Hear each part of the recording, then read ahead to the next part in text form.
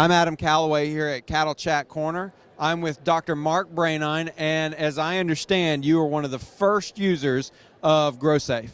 Yes, we were. Probably back in 1996. We got acquainted with Camille, and we talked our company into investing a little bit of money into this kind of new and unknown technology. So we were one of the first ones to actually put it into a commercial feed yard in the United States. Why was it so important to do that? Well, for the one thing, at the time we were kind of looking for a way to set ourselves apart, do something unique, kind of evaluate or do some research on something that really had never been done before, at least to the level that Camille's technology would allow us to do it. Well, for those that aren't familiar with GrowSafe and what it does, explain just a little bit about that. Well, I tell you, it's evolved considerably over the last 15, 16, 17 years since we started. So to describe the system we worked with at that time would be nothing like what Camille and Allison have done here in the intervening years. So it's come light years from what we worked with before.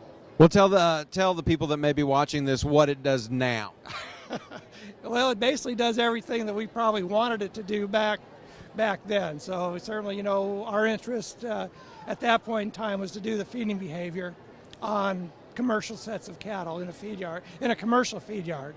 So, and we were able to do that pretty darn well. So it came with a lot of work and a lot of ingenuity, but it came out pretty well. So we actually did do some of the first, I would say some of the first truly valid feeding behavior measurements on feedlot cattle here in the U.S. in terms of feeding behavior, feeding patterns, duration, and that type of thing. So at least what I thought was some pretty cutting edge data at the time.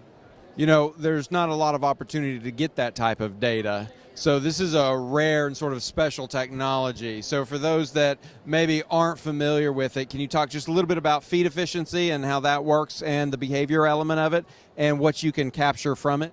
Well, to be real honest, we weren't in the position to evaluate the feed efficiency aspects of it. But one of the things that came out of our information or the data that we did was certainly it helped dispel a lot of the paradigms and beliefs that a lot of people had at that point in time when we were able to actually measure individual animal feeding behavior on such a large scale. So for instance, one of the things that we came up with, or one of the things our data showed us that kind of went against the grain, what a lot of feedlot operators and consultants had thought was that cattle always feed in the same place every day. And one of the things we found out with the GrowSafe system is that certainly wasn't the case. The cattle are very unique in terms of their individual feeding behavior, and certainly some of the stuff that we did that I thought was very interesting and cutting edge at the time was being able to relate individual feeding behavior to disease prediction and animal health. Well, how does this impact the consumer or the?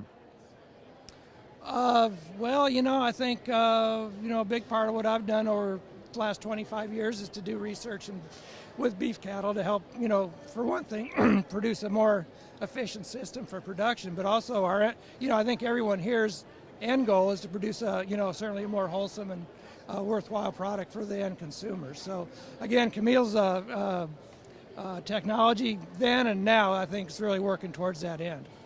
Dr. Mark Branine, thank you so much for being here on Cattle Chat Corner. Oh, thank you.